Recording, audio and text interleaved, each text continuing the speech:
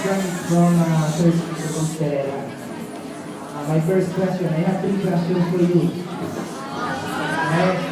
Right. Do you have a girlfriend right now? Okay, very good. Are you watching My Husband's Lover?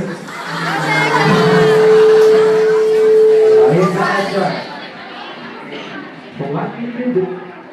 Again. What will you do if you found your girlfriend having another girlfriend?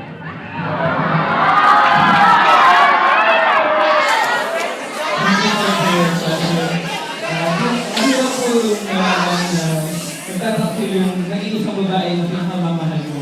Ngunit kung totoong mahal mo siya, kailangan yung ipaglaban, kailangan alamin ang dahilan sa likod ng pagtatakil na ginawa niya.